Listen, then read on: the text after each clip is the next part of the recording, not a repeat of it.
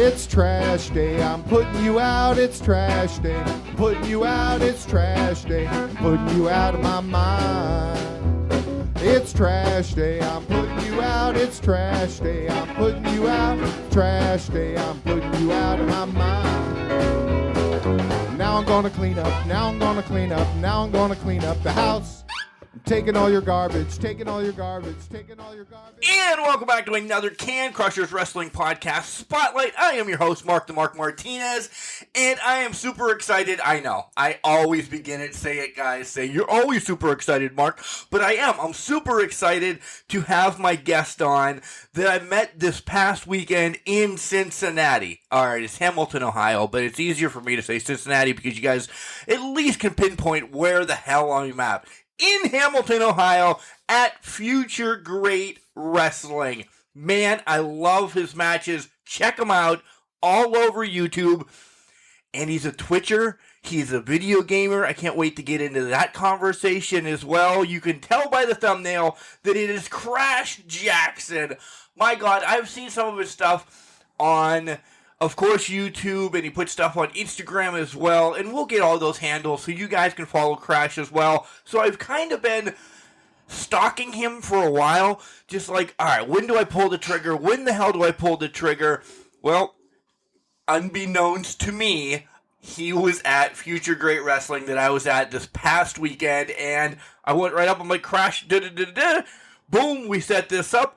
Here it is. Crash is on the spotlight, lickety-split that quick. I'm super excited to talk to him. I gotta know his story. I gotta know everything about how he got into professional wrestling. I did some research. I know some of his trainers, not personally, but I've seen them. I've seen them in the deep down south of Kentucky. So we'll just leave it at that.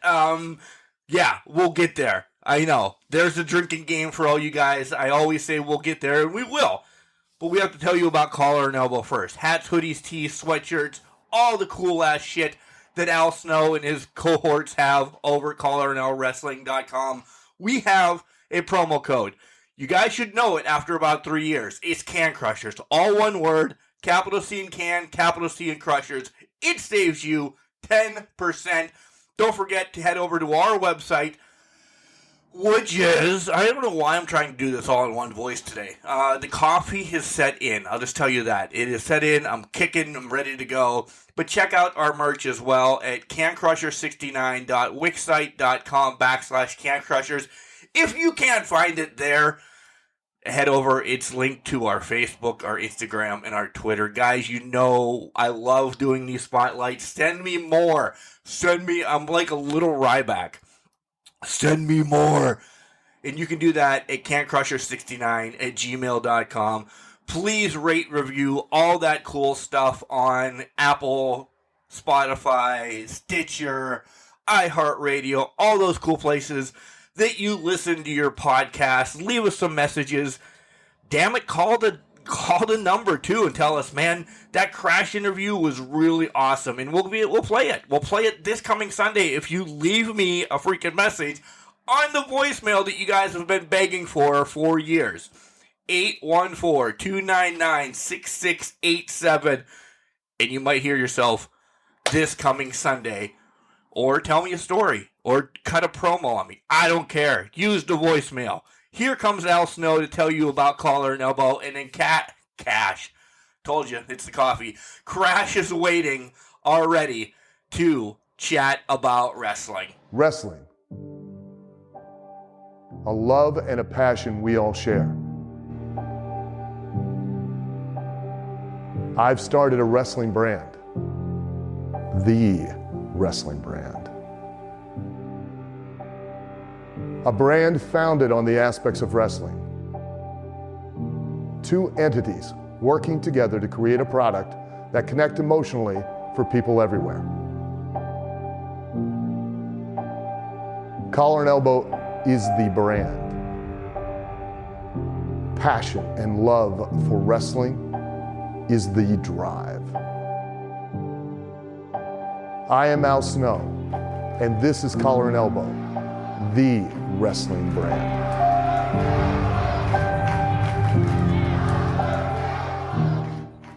And welcome back to Can Crushers, guys. You heard the intro how excited I am to talk to my guest. He has been crushing or crashing the independent circuit for about 5 years. I'm telling you, the coffee really kicked in from the intro to now. You should have heard the whole damn interview that me and Crash had during the pause that we had during the Al Snow commercial. Nonetheless, welcome to the show, Crash Jaxon. How the hell are you doing today? I'm doing pretty good, man. Thanks for having me. No problem. I told everybody how we met last Friday night, but I've essentially been stalking you for a while and waiting to pull the trigger. And not knowing that you were going to be at Future Great Wrestling, I thought, well, shit, that's the best time. I got to go up and see you now. So, boom. It was like the worlds collided, and we knew it had to happen, right? Yes, sir. The planets aligned, and it happened for us. Yeah. Because your world is made right now that you're on Can Crushers, right? And don't lie, because you're super excited. Of course. Yeah. Yeah. So 5 years into the business, huh? Roughly. Actually, it's 8 years. Damn Deathmatch had you at 5 years. That's where I get all my shit from. Damn them. Like, the Cage Match website, it's kind of accurate with some people, but like, it's not accurate at all with any of my stuff for the most part. Guy's been in the business for about 8 years. Welcome to the show, Crash Jaxon. No. Because like I've been on there and I've looked, and it's like, according to that, I've only had like 70 matches or something like that, or something ridiculous. You're like 126 now, I think. Yeah. Yeah, like I've done that in like a single year, like multiple times. Right. Yeah, that's why I don't look at the matches ever. Briefly go through them to see if you fought like the Honky Tonk Man or somebody that's notable that, you know, that you're like, oh man, let's talk about you getting guitar shot or something like that. Yeah. But no guitar shot yet. You notice you said yet though, right? Yeah. You're waiting for it. I mean, you never know with wrestling. Right. So let's do the whole rewind when you were a little, Crash. Who introduced you to professional wrestling? Mom, Dad, Uncle Joe, Sister Shauna? Who was it? My dad introduced me to professional wrestling. I don't have a particular like first memory of like the first wrestling show that I like saw on TV, but I just remember like just always watching it growing up, like during the 90s. That's my same story too. People always ask me, you know, Mark, what's the first thing you remember? I don't. First of all, I have a ton of concussions from being a catcher and playing football, which weren't, back in the day, it was just a stinger. So you're like, sit out of play or shake your head off, rub some dirt on it, and get back out there. Yeah. It wasn't out there. So I don't know. I just knew I watched it with my grandfather all the time. That's it. The first thing that pops into my head when I do think about it is Paul Orndorff and Hogan's, cage match where they both jumped off at the same time. But shit, I was like 8 or 9 by then. I knew I watched it way before then. I know I did. Yeah. So I don't know. My lost memory. So the biggest thing for me is just remembering watching, like, Stone Cold was my dad's favorite wrestler. And I thought it was so cool because my dad drank beer and Stone Cold drank beer. I was like, my dad's just like Stone Cold. Did he wear a black vest and no shirt as well? He did. He did rock the no shirt a lot. Oh, nice. But he didn't wear a black vest. Goatee, and then he shaved his head just to completely. He did have a goatee. He didn't shave his head though. Oh, nice. So full support from your family when you told them that this is what you wanted to do? Not initially. Like, no one's like, I'm the first person to like be like a wrestler in my family. Like, I come from like a family of athletes. My dad played basketball. My mom was a cheerleader whenever like they were growing up. My oldest sister, she's a basketball player, played softball. My other sister, she basketball, softball. She also was like a dancer and a cheerleader. So, and I played basketball and football. I played a little bit of baseball when I was like really young, but like just a family of athletes. And my oldest sister is the only one that ever actually like went after like a sport professionally, trying to like just like not have a normal job. And she played professionally a little bit in Puerto Rico. Nice. For a little while, but that didn't it wasn't for a very long time, but it's still awesome that she went after it. It's more than I've done. Yeah. Good for her. Kudos, sis. You were also a power lifter. Are you still powerlifting as well now? Well, see, I always I claimed that I'm a power lifter, but I never actually got on the stage or did a meet or anything like that. I very much trained for powerlifting because I wanted to do it at some point. But for me personally, from all the years of playing football, and then powerlifting and wrestling, it was just very rough on my body.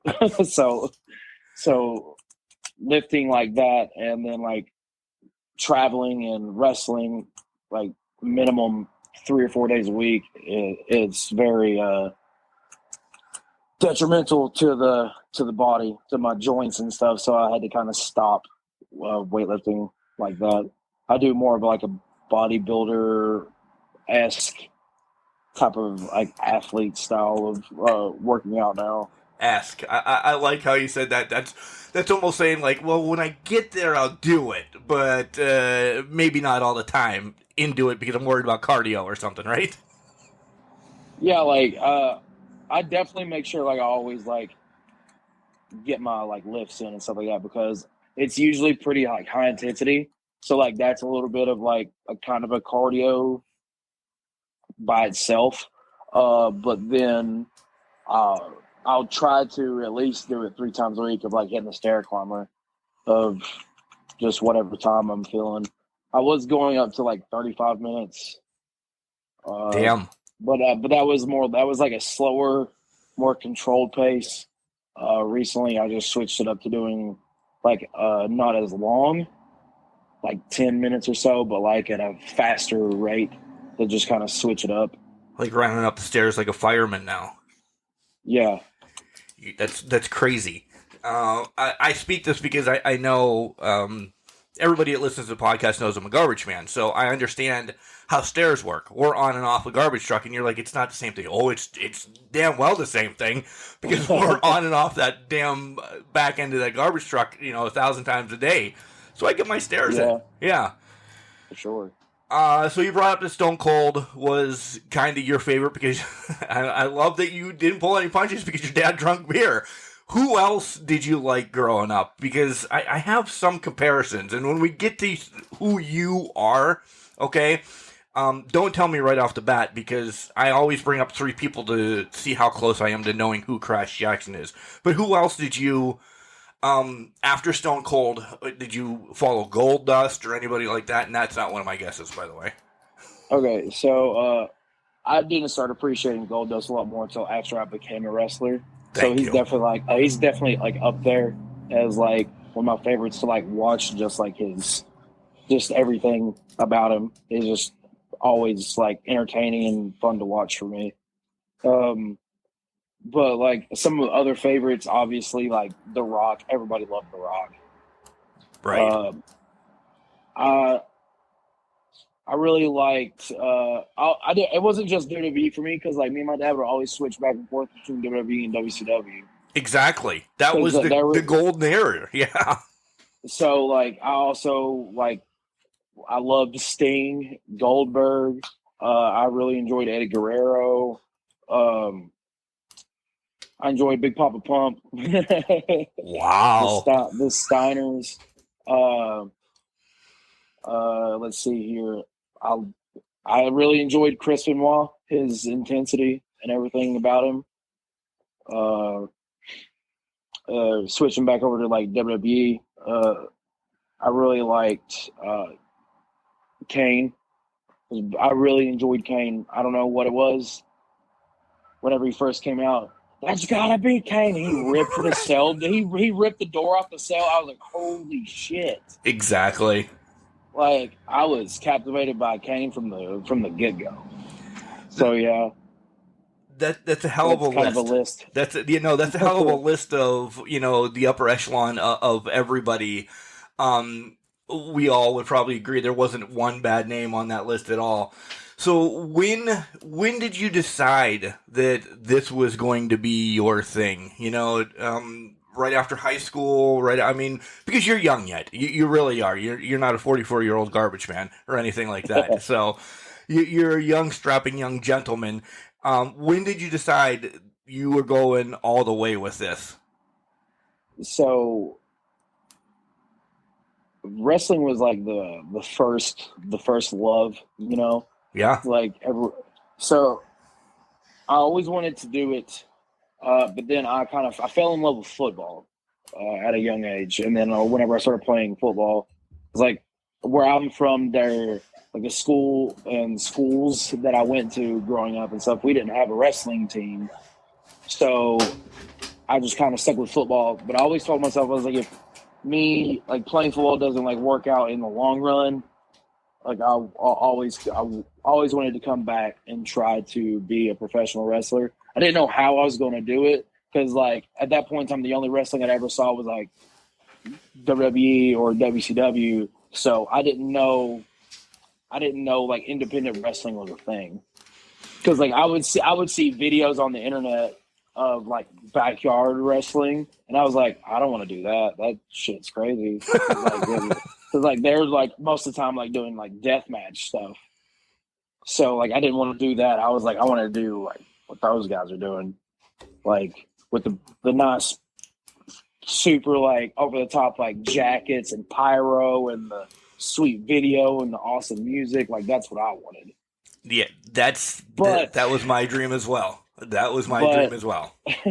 But I didn't know how I was going to get into it. So I was like, you know what? I'll figure it out whenever, like, if I don't like make it being a professional football player. Cause like that was the goal whenever I started like playing football. I was like, let's get good at it. Let's go to high school. Let's put up some like, let's get our stats up, let's try to get some like buzz about myself. Let's go to college and play, and then see if I could like maybe be good enough to like enter the draft and let go. That was like my whole thing, is that I wanted to play in the NFL. And ended up, we were fast forwarding. I played in college for about a year. I left the college that I originally went to, and then I was at a community college getting my grades up and stuff like that because I didn't dedicate enough time to my studies while I was there. Did you join a fraternity in college? I did not. I didn't have enough time. That was my downfall in college. So the college that I went to, like none of the fraternity or sororities at my college were like, they're not like nationally recognized with like any of the other ones. I don't know like the whole deal with that or whatever, but like it was like their own little thing. I was like, you guys' frat and sorority's not even real. It was just a drinking party every weekend is what it was. Basically. Yeah. So I felt like I didn't have enough time anyway with like football practice and weightlifting and then all the stupid ass homework that I had to do, which sucked. Coincidentally me going to community college to get my grades up told you how much homework I did. As much as a normal wrestling fan would do. Yeah, right. Yeah. So I wasn't playing football at the time, and I was just going to school. I mean, I was still like going to the gym and stuff. And I had a buddy that I graduated high school with. He actually started training to wrestle whenever he was 16. But in the state of Kentucky, you're not allowed until you're 18. I don't know how he got away with that. Yeah. But he was wrestling, so I hit him up one day. I was like, "Yo, how do I get into this?" Like, because I've always wanted to do it. He was like, "Oh man, like just come with me to the next show. I'll introduce you to like everybody and whatever, and then we'll see how it goes from there." So like the first ever like live wrestling show that I ever like saw in person was a independent show in Eastern Kentucky, and the company was Bluegrass Championship Wrestling. I know them. Yeah. You know them? I know of them. I'll put it that way. I don't know them. Okay. Yeah, I know of them. I'll put it that way. So that's where I originally started. That is where I originally started, like my training and everything. But they only ran once a month. So I was only getting one training session a month for about 2 hours before the show started. And I got 6 training sessions in before I had my first match. Oh my God. Yup.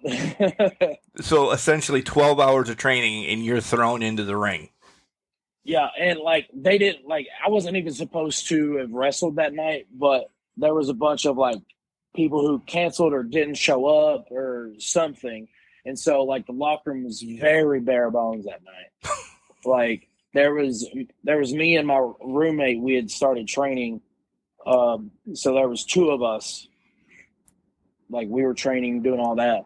And then there was 4 other guys and then a valet and a ref. So 7 guys in the locker room, 7 people in the locker room. Yeah. So like half the night, like after I wrestled my one match, I ran music. Nice. So that the one referee had to Iron Man it and ref all the matches. Oh, that's so rough. We somehow stretched it out to end up having like 5 or 6 matches, if I'm not mistaken. They did a couple have to wrestle twice, I'm sure. They had to have. So one of the guys that I wrestled, you may know who he is, Zodiac. Yeah. He was at FGW. So he was doing he doesn't really do it that often anymore, but at the time he was like had a secondary gimmick where it was Mike Winters, the average white guy. Yep. He's very old school looking, like I've seen videos of that. Just a very old school look. Came out with like kind of the bomber jacket, the towel around the neck, you know. So 2 of the guys wrestled in the first match. And then some kind of shenanigans happened in it where the 3rd guy came out and interfered with it.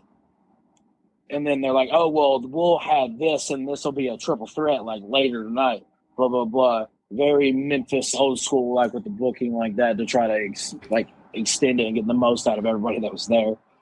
And then my match with Zodiac came, or Mike Winters. It was like 5 to 7 minutes. I felt like it wasn't. I've never seen video of it. Okay, ever. So like I saw like a video of like my entrance like once, but this was like 6 years ago probably, and like I have no idea where it is. I didn't have my own wrestling gear yet. I hadn't come up with my name or anything. Like I didn't have a move set. Man, I'm telling you, I didn't know how to call a match yet. Were you calling the match on your first match? Who the hell? No, I was gonna say, all right. I just listened. Yeah. I listened, but like I didn't know like psychology for real, like just like the understanding of like when, what, why, where, and how like you do stuff in wrestling. Like my original training was very bare bones. Like I picked up the like athletic side of it very quickly, just like because you're athletic, yeah. So like the physical stuff was super easy. It's the psychological stuff that like took me the longest to like really understand. And I feel like it's definitely because of like how I kind of got thrusted in there. Because after this one match, like I was wrestling on every show after that. So when do you then? Because that's not Sammy's, right? No. Yeah. No, when do you meet up with Sammy Callahan then and make that decision? Nothing against bluegrass wrestling, but you're like, holy shit, 12 hours into my training, I'm now on the way to becoming heavyweight champion here, and I don't know what the hell's going on, essentially. When do you meet up with Sammy and like, teach me wrestling? So, let's see, it's 2021 now. I moved up here to Dayton, Ohio, like the summer of 2018. It was after like after my first 3.5 years of like traveling around and wrestling, mostly like in Kentucky, but like I had like hit other states. I'd been to Ohio, Indiana, like Tennessee, Georgia, West Virginia. I'd been to Jersey a couple times and like Pennsylvania like once. So like I'd been traveling and like doing some wrestling and stuff like that. But I didn't know, like it started off as just kind of like a hobby for me, honestly. Right. Just something to do on the weekends. Cause like I was working like a full-time job during the week. I was working 40 plus hours, but I never wanted to do that. But like, I didn't know like how wrestling was going to turn out. And then I went to, it was 2016. So this was 2 years prior to me like meeting Sammy. I go to Bristol, Pennsylvania at the old ROH dojo whenever they're doing one of their tryout seminar, like 2-day camps. Yep. And I went there and I wasn't the shittiest person there. I wasn't the worst person. That was like my thought. I was extremely nervous. I was like, I know everyone here is going to have so much more experience than me, better training than me, all this. And like I get there and like I wasn't the worst person there. I was probably one of the least experienced people that was there, minus like one or two people. So after like all the positive words from the coaches that was there, like Bob Evans, Tim Hughes, the Briscoe brothers, like Adam Cole, Jay Lethal, Kevin Kelly, Nigel McGuinness, like I could name drop all the people that was there, but like Right. Well, that was the who's who then, yeah. Yeah, like after all of like the positive like feedback and like everything I got from all of them, I was like, holy shit, like maybe like I can take this like a bit more seriously. And so then for 2 years I was like hitting it a little bit harder, and like I had lost my job, a couple different jobs over going to bookings and then not going to work the next day or whatever. So that's got to feel good. Yeah. It happens. It does. I've done it. I've lost several jobs over wrestling, but they're just jobs. No regrets though, right?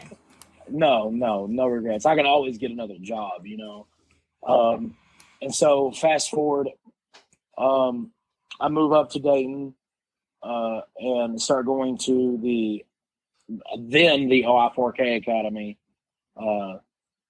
And then I didn't know Sammy was like helping out with the school whenever I first moved up there. I just thought it was Dave Chris' school. Oh, okay. Because I was going up there I was like, this is a perfect opportunity because like I moved up and I was staying at Dave's like wrestle house. Like there's just a bunch of wrestlers living together. Almost like a community college all over again, right? Yeah, pretty much. Just like we're all there to focus on wrestling and like be as good at wrestling as possible. And so then I move up there, find out that Sammy's like helping like train at the school. And it kind of went from there. Like I did more of like my training with Sammy, like in-ring stuff. Because whenever I moved up there, I had to relearn a whole lot of shit. Because like anything that I knew that I'd picked up along the way, I basically had to teach myself, like how to do like rolls and certain things like that. Like I taught myself. I would have to imagine. Literally, I keep bringing up you were trained for 12 hours, Crash. 12 hours. That was it. And there's the wrestling world. Yeah, and so there's that, and I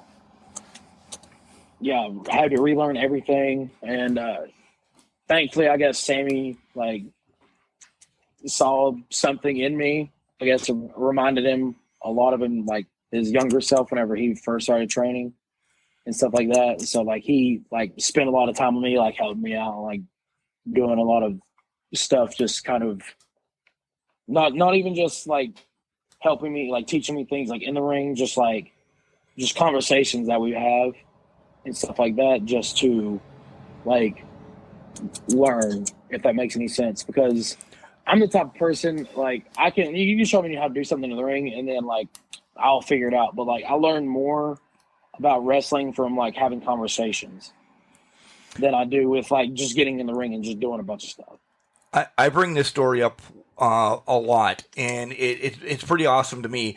I was down in OVW one time, and Al Snow invited me to one of his training sessions, and there's a group of youngsters there learning, and he's literally beating the shit out of them in the ring, and they're like, yep, up, down, they're doing their business and everything. He's like, all right, 5-minute water break.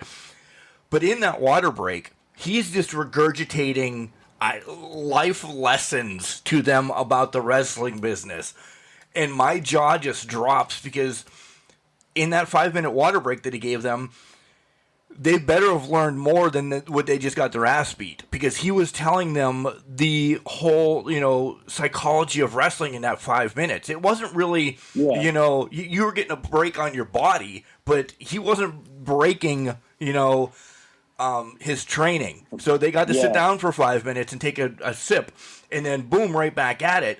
But he was still training there, and that's where I, essentially in that 5 minutes, I'm like, holy shit, I just learned so much that I didn't know is a mark that, I love the business and everything.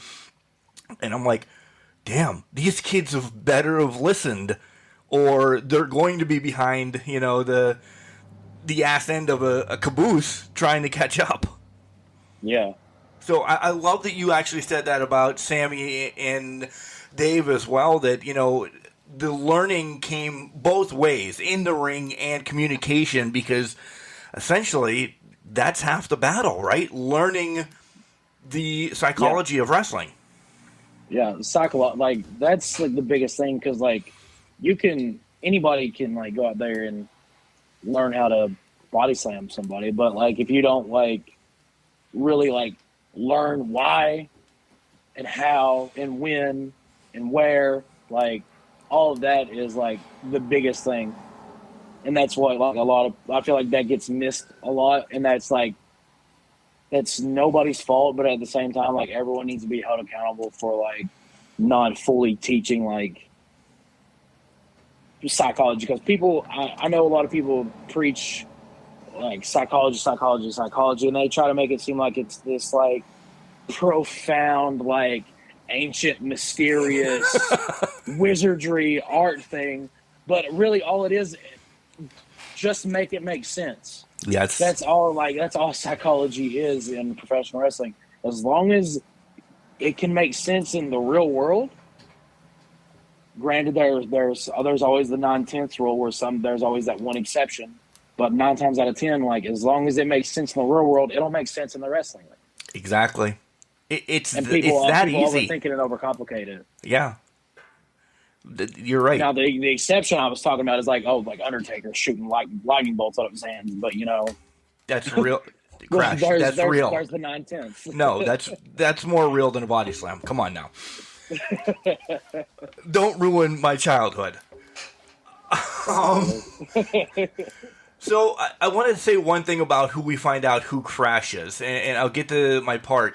But so you've learned, in no disrespect if you still talk to the trainers from Bluegrass and now or anything, but you learned here's wrestling and what we're going to do here. You did your thing for a couple years, and then you went and got completely polished, and you even said it yourself, you had to forget to learn again, essentially, the right way. Do you feel like you got more out of that than going right with Sammy and Dave, or do you really grasp onto that saying, yeah, I'm glad I did it this way? Sometimes whenever I think about that, would I have been better off if I would have did a little better research and tried to find a school before I just went and just started training at a place? I feel like I might be a little farther in my career, but also at the same time, doing it the way that I have done it, I feel like it's gave me a different outlook and a different appreciation for basically what I've done so far and what I see for myself in my future as far as my wrestling career goes. Right. Because whenever I first started, I didn't think I would have done half the stuff I've done, at all. I idea I would have ever have made it to like do like I've had 2 appearances on Impact. I never would have thought that. I never would have thought I would have like been able to share the ring with like the people that I've shared the ring with, like a bunch of Impact and NXT stars and AEW stars. Like, it's insane. So I feel like since like the kind of the humble beginnings is kind of like made me have just a better appreciation of my journey. Yeah. If that makes any sense. No, legit, like, it just ran through my head right now. Like, you legit paid your dues. And there's always dues to be paid in the wrestling business. Yep. You can talk to The Undertaker, who is, world-renowned, that, he might have to carry something backstage right now, and he still says he's paying his dues. There's just always dues to be paid in wrestling, right? Mm-hmm. Yep. All right, let's find out who Crash Jaxon is, okay? This is where I either make myself look pretty damn smart or like a raging idiot. So here are the 3 people that when I watched some of your stuff, stalking you before we met, and then watching you last Friday night, who I see you as. The first one should be a gimme for everybody. You're going to be compared to KO, right? Kevin Owens. Yeah, that's one. That's Yeah. one that I get. Second one, I see a lot of Seth Rollins in you. Just from... That's actually first. Really? Mm-hmm. Okay, I do. Just some of your move sets and stuff like that. I see Seth, and then I'm gonna go to the way back because back then he wasn't a bigger guy, and I'm not saying you're big, but he wasn't the Lex Luger. He wasn't, he wasn't stout. He was stout. I mean, he wasn't ripped. I see Manny Fernandez in you. I don't know why I see that. I just see you fly around the ring like he did. You're a little bit bigger than Manny was, and no disrespect before you come through the phone and punch me or not talk to me ever again. But I see you move like he does because you're fluent in your moves, and he was he wasn't a flying Brian or anybody like that, but he still moves so well. So those are my 3 people that I see in you. I got KO right. I know that. Pat myself on the back. The other 2 are definitely like firsts. Wow. So who do you think? Don't give me the stupid PC answer. I am myself times 100. Come on, wrestling steals. If you have to give me your 3 top people, who are your 3 top people that you're doing tape study from, or you're stealing something from? So people that I like, this is gonna be more than 3 people. Of course it is. So like top people that I like really I watch like religiously. Chris Hero is like definitely up there. He's like the top. Sammy, obviously. Clearly, well, he's your trainer. That's such a generic answer. Yeah. I hate you right now. But like, I don't know, like all the other people that have like helped like train me. Like I don't watch their stuff like I watch his. If that makes any sense. No, it makes sense. Yeah. So yeah, Chris, Sammy. I watch a lot of New Japan. Okay. So I watch a lot of Okada, Shingo Takagi. Wow. Tanahashi, Takahashi, Yoshihashi. Let's see. I've recently been watching a lot of Samoa Joe. Damn. Like I've always watched Samoa Joe, but like I recently, and mostly because like Sammy's like told me, he's like, you need to watch like pre-2010 like Samoa Joe, like watch his shit. I was like, okay. I see that now. I've been watching a lot of that. I've been watching a lot of that recently. Tommy End, Malachi Black, like he's another one that I watch a lot of. Let's see. I watch Will Ospreay a lot and Kota Ibushi. Okay. Not necessarily I can't do like the flips that they do. No? Why not? But just like I watch like for like any of like the smaller guys that I watch, it's more or less to try to like watch their pacing. and their footwork. Okay. That makes sense. And then I try to watch like the bigger guys like Shingo. He's like not a big dude, but he's like bigger than Ospreay. Yeah. Because he was also previously a Super Junior, but like, and Okada's like hella tall. He's like 6'5". Yeah. And like just try to like compare like different like these different wrestlers that have different styles, like watching their footwork, watching their pacing, because especially the pacing for like New Japan, because it doesn't happen very often where I have a match that lasts like more than 15 minutes currently. Sometimes there is, but like most of the time I'm wrestling anywhere from like 8 to 15 minutes in like one go. But I still want to be able to control the pacing, control the emotions of the crowd that I'm in front of, whether it's for 8 minutes or 30 minutes, just like how the wrestlers in New Japan do. Right. And they're able to do that with their pacing. Okay.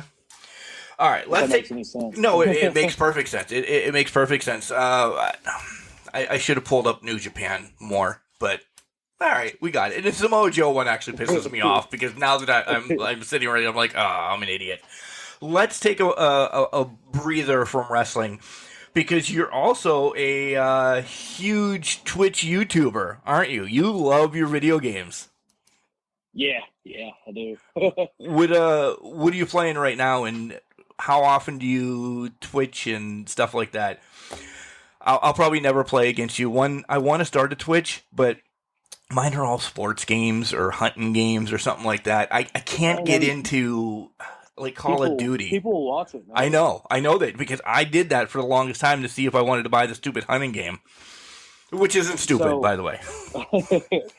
So right now I'm not currently playing anything. I just recently took a break, like a small little hiatus from streaming, just because I was needing to focus some more on life things. So I was taking a small break from that, but I'm going to be coming back to it like soon. I haven't figured out the exact date. It might be probably beginning of December whenever I come back to it.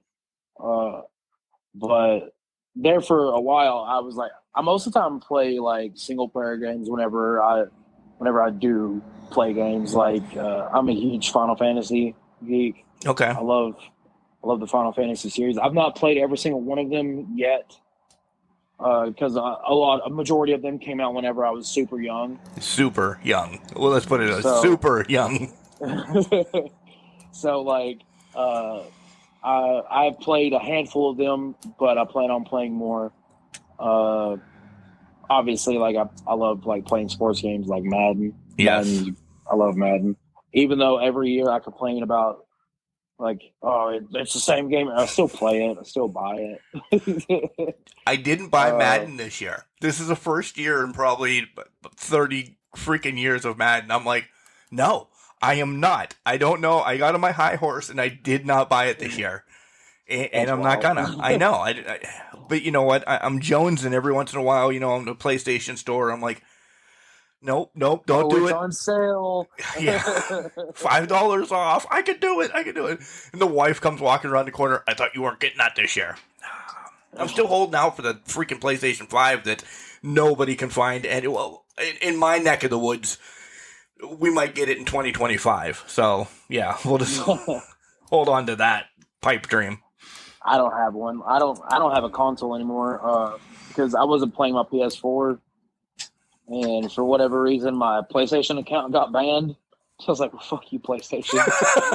So I've been like, whenever I do play games, it's on my PC now. Well, so I went that way now too. I've put the hint out there now that I do want. And since I travel so much, I want a laptop because I don't want to be dragging a PC with me everywhere. So I want a gaming laptop so I can get on Steam and so on and so forth to drag my video games with me as well. The wife did tell me to stop looking at them until after Christmas. So I don't know if that was a subtle that everybody in the family chipped together to shut Mark up to get me one, or I'm just not allowed buying one until we buy the kid Christmas presents. I don't know. But you said fingers crossed, yeah. Either one works out though in your favor. Yeah. I'm getting one. December 26th, if I don't open one December 25th, I'm going to get one because then all hell breaks loose, right? Yeah. Yeah. Kelly, if you're listening, I'm sorry. No.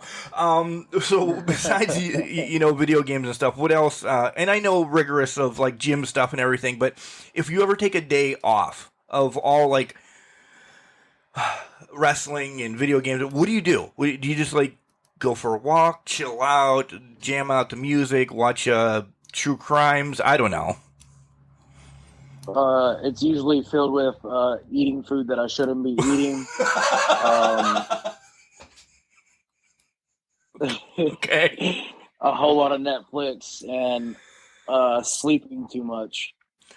Okay. Well, all right. That's usually what my whenever I don't have it, like don't have a show. If I'm like decide, you know what, I need to take a day off from like working out today, from not streaming, like that's usually what I'll do. If there's a movie out, like I'll go and like go watch a movie or something like that or whatever. If not, then I will sit at home and try to find something new to watch, but then inevitably fall into the circle of just rewatching New Girl again for like the 100th time. Excellent. Well, as we record this, it's Monday, but as this is released, everybody knows that Tiger King 2 is officially out now. So we are up against. What? Yeah. What? Tiger King 2 comes out this Tuesday, or this Wednesday, by the way. You did not know that. Boy. Nope, I know what I'm doing this week. Yeah. All right. Do you want to know how bad this is? I found this out about a month ago. I put in for the day off. As soon as the kid goes to school, and my son's 15 years old, so he can do his own damn shit, get on the bus and everything. So as soon as I wake up, as I'm pretending to go to work, I'm coming downstairs and turning on Tiger King, and I'm watching it the whole day. My boss asked, he's like, what are you doing? You usually don't take a day off in the middle of the week. I'm like, we just have some family stuff going on. He's like, oh, okay.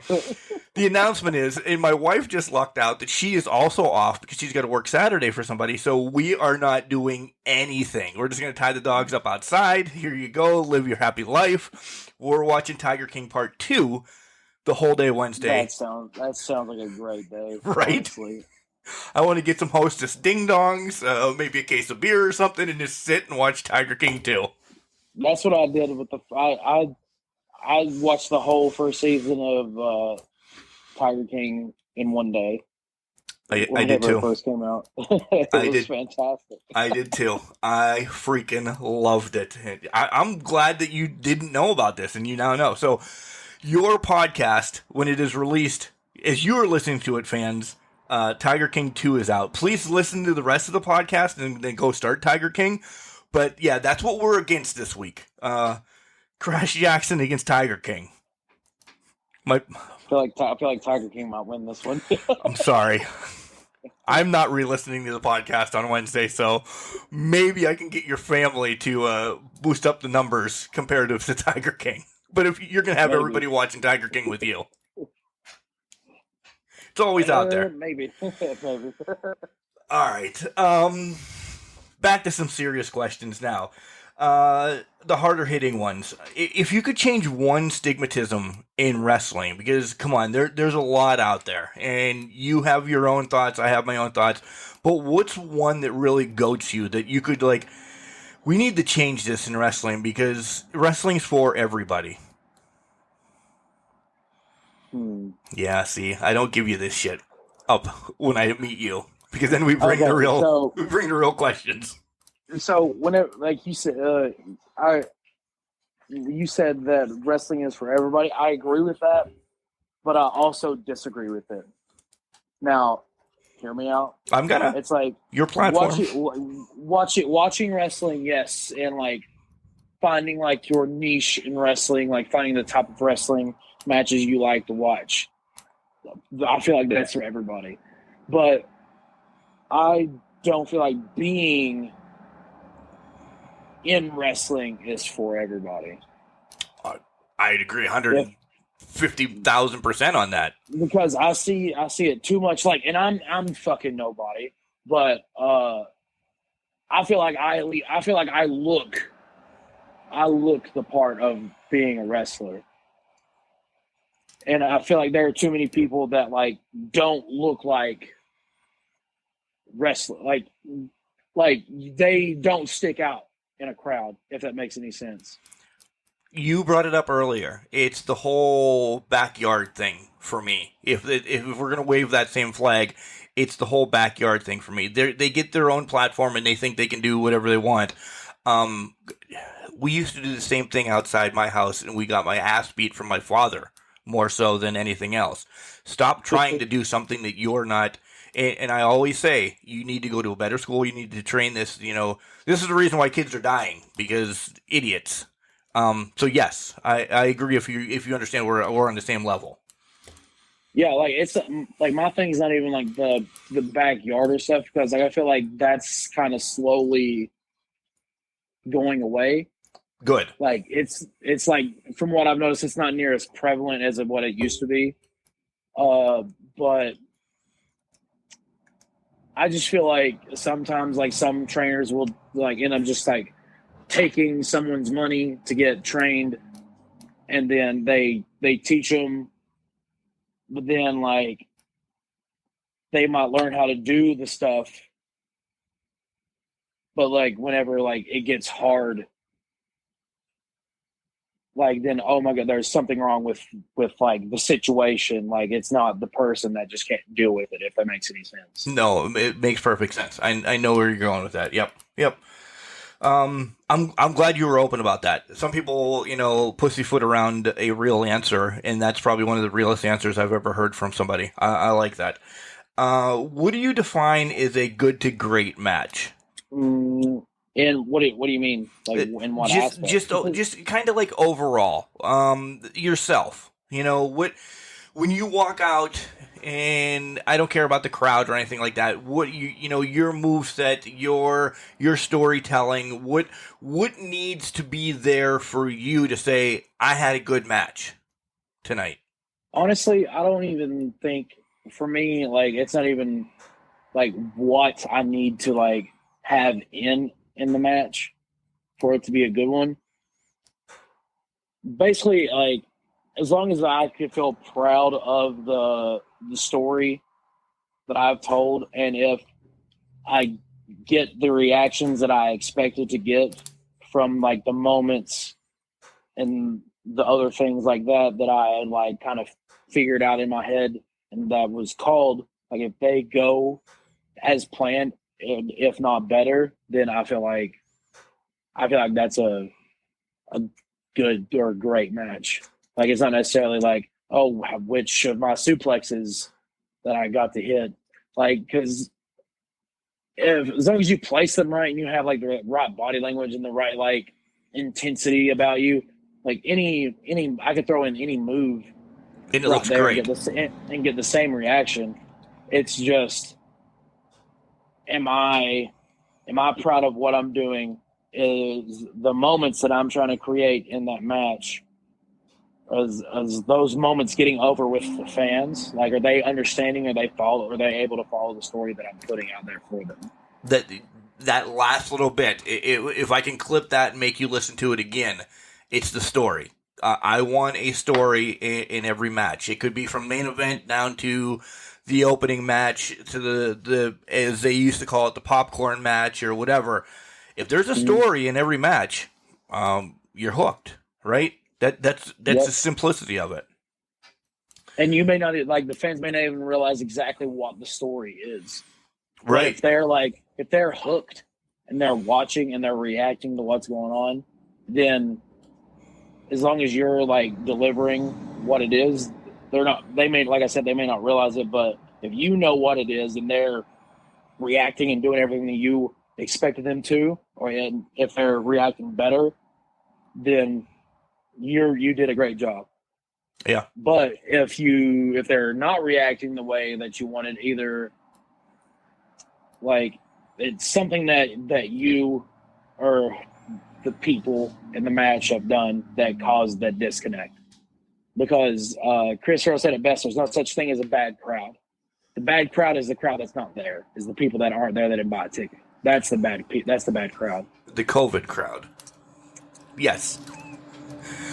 I agree with that. Again, can you step outside yourself and, go back to the moment when, Dad was drinking a beer and you were sitting beside him and you thought Dad was stone cold? Can you think of yourself now as like, holy shit, I'm on the wrestling circuit now. I am a professional wrestler. Do you still get that wow moment? Sometimes I do. It's usually like it usually like hits me randomly whenever I like think about it. And a lot of times whenever I do like have that thought and that feeling, it's usually like if I'm getting like a big opportunity, then I'm like, oh shit, hold on, let me take a breath. Let me try to like enjoy this for a moment before I get back into the just the nitty gritty of everything. Right. Because like the the first time I did an Impact spot, they did a joint show with Rockstar Pro here in Dayton at the convention center, and I was in the scramble match, and I was so nervous. I was ridiculously nervous. I had that was the first time in a long time I had like the butterflies in my stomach before my match. It's like you read the note card. I wanted you to talk about that and how that came about next, that you got to be in the Impact Scramble. Yeah, so that one, I ended up getting that spot just from me kind of like busting my ass and like helping. Wow. Like showing up. Like I'm like a mainstay at Rockstar now, but this was in 2019. I was still kind of like what's the phrase? Wet behind the ears, as they say. Green. And as far as like going with like my career at Rockstar Pro, but Sammy, whenever Impact comes to Dayton and they like want to run shows, like they kind of go through Sammy to like do stuff, and I was like with Sammy, like helping him, like getting stuff ready, like building the set for the show, like putting the ring together and like all kinds of stuff, like all day, all night. And he was like, hey man, he's like, because you busted your ass and helped us out, like there's a spot in the scramble, it's yours. So that's recognition within itself, though, too, then, right? Yeah. Because Sammy sees it, and he knows that you're not just there for a paycheck that night and then peace out because catering was good. Yeah. That's cool. I didn't know I was going to be on. I didn't know I was going to be on the show or not. I was just there helping out because like that's what you do. That's like what we do in wrestling. Right. Now, obviously, it's going to make we know it's going to make a good impression. Getting your face seen by people and seeing that you're willing to help out, then maybe that'll get you an opportunity. But it doesn't always come to fruition that quickly. Does it surprise you, though, that some people still don't do that? They show up, they wrestle, they leave? Like, come on. This is... you need a network. You need to, as the Godfather would say, pimp yourself out a little bit and do stuff behind the scenes. That's essentially what you did. And then Sammy gave you the biggest pat on your back by saying you're in the match. Sometimes it surprises me and sometimes it doesn't. Because I've had this conversation with like a bunch of my like friends at like different levels of wrestling. Some people are okay with like where they're at, and that's fine. Because like wrestling needs everyone at every level. If you're a weekend warrior, if you do it every weekend, or if you do it once a month, if you're doing it 4 or 5 times a week, if you're on TV on Monday night, like the wrestling business as a whole needs like everyone. I never thought of it that way. That's a great point, Crash. That really is. Because you need no disrespect, you need those 80s jobbers, and I hate that word, but you need those Steve Lombardis. You need people like the journeyman. Yes, thank you. The journeymen that are, they're there. They're the territory guy. They get their asses beat by Kamala. They leave, see you later. They don't have to linger around. They're there for one reason, to count the lights. I like that. And a lot of the times, like that's how you get jobs. People wonder like how like so and so's like in WWE. It's like they probably made like a handful of people look good, and they themselves look good, so that got them a job. Yep. And people don't think about that. You mentioned a lot of your tape study, New Japan stuff. Do you go back any farther? Do you watch anything from like the 70s, 80s, pre-90s eras? I have not a whole lot. I tried.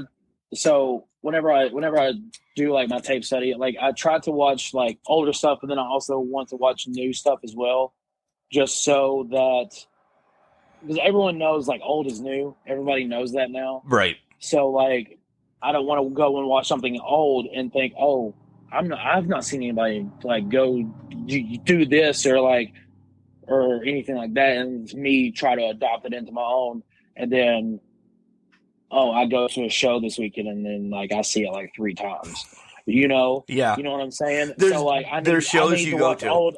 Go ahead. I need to watch old. I need to watch new, just to make sure like there's no overlap. Yeah. My biggest thing whenever I go out there, no matter what card I'm on, I want my match to be different from every other match on the card. As far as like how like it feels, the way it starts, the way it ends, everything in between, I want it to be different than every other match. Yeah, there sometimes runs across when you go to some indie shows that the pedigree is the thing of the night. Like everybody was trying to pedigree out, or everybody's doing a swanton bomb or something. You're like, oh shit. DDT. Yeah, everybody watched tape study the same freaking way this week. We get it. So yeah. So I'm glad that you like old is new, but make sure you check out new. Yeah. What has wrestling brought to your life? What is it, that the culmination as of right now? Because there's more questions to come, but what is it, just encompassed in your life right now? Well, a big thing, it's allowed me to meet some of like the best people. Me? No, sorry. It's like because of like if it wasn't for wrestling, I wouldn't have met some of like my really good friends that I have currently. I've also met some shitty people in wrestling, but like the good outweighs the bad. Yeah. Oh my God. As my roommate hears me and he goes, "Oh," in the background. He's an ass. No. Yes, you're lumped into that. He's lumped into the good or the bad? The good. Oh, okay. What are your plans? Everybody likes to know what you're going to do in 5 years. Christ, I don't know what I'm going to eat tonight for supper. So what are your plans for the next year? What do you want to kind of work on? Where do you want to go? A destination that you want to hit by the end of 2022, since it's essentially December of 2021? Definitely, I want to try to go more out west, like California, Las Vegas. I like to go down to Texas. I like to go back up to the Northeast. I love wrestling in the Northeast. I don't get to wrestle there enough. I would like to hopefully be able to go on a tour up to some other country within the next year. Hopefully I can get that worked out. And hopefully more like spots on a wrestling TV product. Yeah. That's the number one. That's the number one goal right there. Right. Well, of course. The number one goal, and I understand, should be a contract, without a doubt. That's everybody's number one goal. But again, as you said, there's different stages in everybody's wrestling career that maybe 2022 isn't yours, 2023 is yours. But, you have to keep pushing, keep pushing. Yeah. Right, yeah. Who gave you the best advice ever in wrestling business, and what was it? I have received a lot, a lot of like really good advice, and it's really hard to just like point out like one singular piece.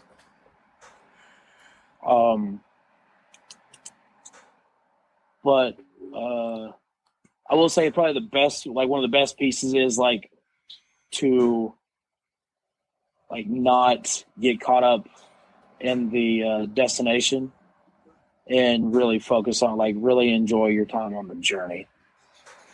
Yes. That's the biggest one. So essentially you're saying live for the moment. Yeah. If we break it down to brass tacks, live for the moment that you're in, because tomorrow might never come, you know. Or like you may only get the opportunity to go to like this one town this one time. It's like if it's possible, try to get there a little early and try to like check out the town that you're going to, because you may never get the opportunity to go back to that place. Right. Like check out like a local like food spot, or if they have like a landmark, go look at it. You know, just like different things like that. My thing is I like to try to like hit like local food spots. You love food, don't you? You really do. I love food. What are your go-to foods? Are we talking like fast food or just like anything that I could cook? I can't imagine that you're a huge like McDonald's guy, that you're just stopping and eating 12 Big Macs on the way back and forth to Dayton and Cincinnati, right? I don't eat Big Macs, but I eat a lot of chicken. Okay. A lot of chicken, McChickens, man. Okay. The macros on a McChicken sandwich are pretty solid if you actually like look at them. But when you get to pick, you know, your go-to food, and like say we were in Hamilton, okay, we were in Hamilton, Ohio. Where'd you stop there to eat? What was one of your big things that you had there, or did you pack a lunch? Usually we Taco Bell. See, I thought you were going to tell me some of these obscure places, so when I come back that you're like, oh, Mamma Mia's Pizza is pretty fucking amazing because it's right down the road from the, you know, the event center, or, you know, this really cool. You tell me about Taco Bell. Well, okay, I haven't had this place yet, but there's this burger place that my roommate told me about one time that he went down there, and he said it is like so good. Bun, what's the burger place down in Hamilton that you eat at? Mad Mike's, like burger place in Hamilton. Okay. He says it's amazing. Okay. He said it's just really good, and it's like not that expensive either. Oh, I'm made of money, dude. No, I'm kidding. That's a lie. It's a lie. All right, I'll have to look that out. I'm actually writing that into my notes right now, Mad Mike's, because, you know, when I make my return to Hamilton, yeah. All right. Hold on. There's a barbecue place in Middletown that we've gotten food from, and it is like some of the best barbecue I've ever had. Like they like in Ohio, make everything. Ohio has some of the best barbecue you've ever had, dude. And I've had barbecue from like down south, like in like Georgia, and like I've been to Kansas City, and had like I've had like barbecue from everywhere, man. And like it's definitely like one of the best ones that I've had. It's not the best, but it's definitely like holy shit. Like, I didn't expect this to be that good. And I'm trying to remember the name of that barbecue place right now. It's down in Middletown, Ohio, though. We can search that up. We'll find it. It's okay. We'll get there. The generic question that everybody always asks you, but I always throw a caveat on it. I want to know your dream match of anybody ever that has ever wrestled, okay? But I want to know who that is. Where do you want to wrestle, and the stipulation in the match? That's a tough one because there's so many dream matches. I honestly don't have too many like dream matches of like people that are like dead at the moment. Right. Like there's like two of them that would immediately come to mind is Eddie or Chris. Like those are obviously like everyone's dream matches. Right. Let me think here for a second, because I thought the way that you gave love to Malachi earlier, I thought he was going to roll right off your tongue right now. oh, he's definitely like one of them. I would probably honestly say Chris Hero. Okay. Nice. Any place? Don't be generic. I don't say Madison Square Garden either. I have so Honestly, many stipulations in this podcast, by the way. Man, anywhere. Anywhere. It could be down in Hamilton, Ohio, man, or or in somewhere in Pennsylvania. I don't know. Okay. Just like getting that opportunity to share a ring with Chris Hero would be absolutely amazing. All right. This is your time now. This is your time. Give us your social, sell some merch. Where are you going to be here in the near future? Just ramble about whatever you want. The podcast is yours now. Okay, so all of my socials on like Twitter, Instagram, everything, it's at the Crash Jaxon. That's Jaxon for those of you that can't spell. Can't spell. No, man, like it happens a lot. Even in places that I wrestle at frequently, they misspell my name. I know, and it's like it's kind of frustrating. It's super annoying. My YouTube, you could find me by searching like the Crash Jaxon as well. I don't post on there a whole lot because it's hard to get match footage sometimes. So that one's a little slow. Yeah, the only thing you have up there are your yearly highlight videos, honestly. Yeah, I've got a few like matches that I finally got on my computer that I need to get uploaded. Well, you can do that while you're watching Tiger King today. That's true. That is true. I could do that. Let's see. My Teespring store, because I don't really like fuck with pro wrestling tees that much anymore, just because you get a better selection of stuff on my Teespring, because you can get joggers, hoodies, long sleeve t-shirts, tank tops. It's more than just t-shirts, so it's pretty sweet. Right. I want more than just t-shirts. I do. You can get a fanny pack with my face on it. I don't want that. I would get probably a pair of... Why would you not want that? I would probably want a pair of your joggers. I do not want your face above my crotch all day long. Okay. Well, that's awful rude of you. My wife might want your... Never mind. Well, then that means you're going to have to get on there and... Yeah, I didn't know you had joggers. So I Yeah. need... It's fucking winter here in Pennsylvania already, so I need joggers. So yeah, I've got joggers, hoodies, leggings for the ladies, or dudes if you want to wear the leggings. Got socks. I got kids stuff like hoodies and shirts. And it's all linked to your Facebook page that you can get them? That is on my Teespring store. Let me see here. Though I don't have a custom domain for it because I am poor. So domain names are expensive sometimes. They are. But my Teespring store link is shop Crash Jaxon merch .creator. I don't know what that's called. /spring.com. It'll be linked in the bio. Yeah, it'll be linked to the bio. So you don't have to top it, you can just click it. Yeah, before I post this, I will link that in the bio. I have a couple days to find it, and good lord, that was rough. It's a backslash, I think, but it's all right. I know what you mean. It looks like a minus. But it's a hyphen then, Crash. Is that the hyphen? Yes. It's a hyphen. English. English. Strong subject for Crash Jaxon. We get to find that out here on Can Crushers this week. Hey, man. My ACT score had a very good reading comprehension score, but English and math was not very high. Where are you going to be here in the near future? I'll be back at Future Great Wrestling this Friday, and then I will be off until the following Friday, Saturday, because Future Great Wrestling also is doing. They have a show every Friday, which I'm usually there. And then they're also on the 27th. They're doing like a suicide prevention show on the 27th. So Fight for your life. Be there for that one. Yep, Fight for your life.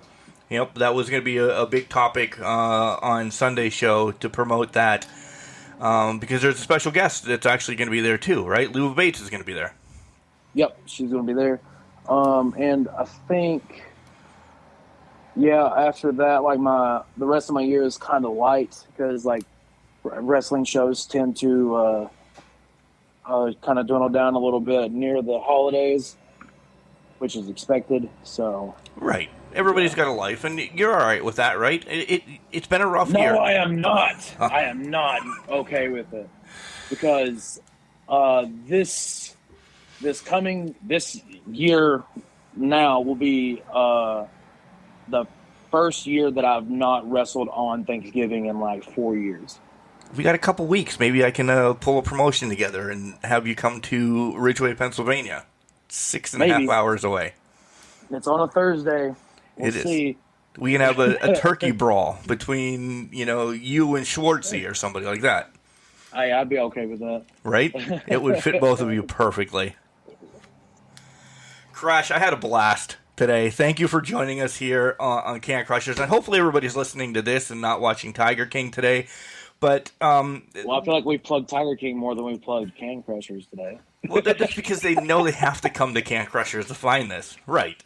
I mean, for the love of God, I'm watching Tiger King today and not listening to Can Crushers. So, come on. Al Snow's sending me that money. I'm all right.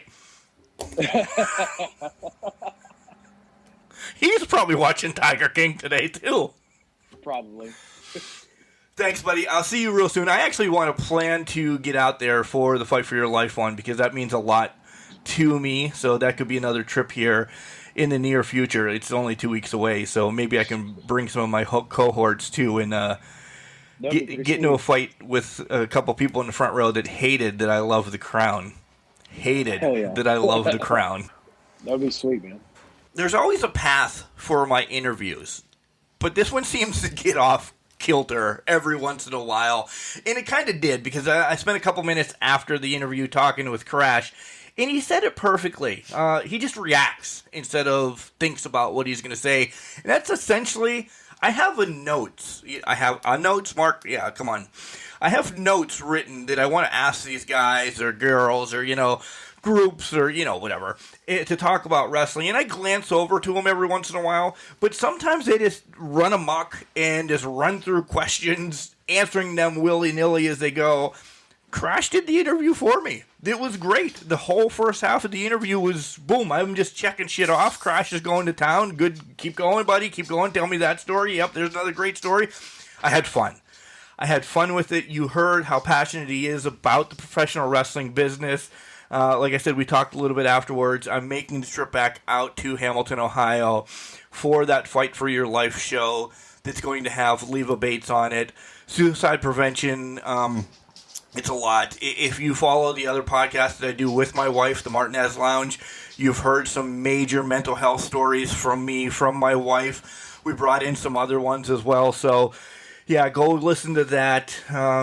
Anything that you can do to support that, that's amazing. And I love how wrestling partners with that all the time. Guys, know that somebody's always there for you. It took me a long time to know that I have everybody in my corner. And yes, it's a wrestling pun. But I have everybody in my corner. Can Crusher Nation's amazing. I have, my family, my friends, we're there. I always talk about Tag Me In as well. That's a wonderful thing. And I know I'm just, talking about suicide prevention and not talking about Crash as much because it just means so much to me. But go out, follow Crash. I will get that in the description so you can buy some joggers, socks, leggings, whatever the hell he's selling. I had a great time with Crash. Guys, support Future Great Wrestling. Cody Hawk, Shauna Reed, Jake Rose, Jaxon Breeze, all these guys that you're going to be hearing or had heard recently on the show, they're there. Check them out on YouTube. Their show is on there every week. So, yeah. And you'll see me jumping up and down supporting the Crown, who the crowd did not like. And apparently, I might not be welcomed at Future Great Wrestling anymore. No, I'm kidding. Guys, again, check us out on all our socials, Facebook, Instagram, and Twitter. Send us an email if you're a wrestler and you'd love to be on the show. Hook up, slide into our DMs, or send us an email at cancrusher69@gmail.com. Again, remember, just because you're trash doesn't mean you can't do great things. It's called a garbage can, not a garbage cannot.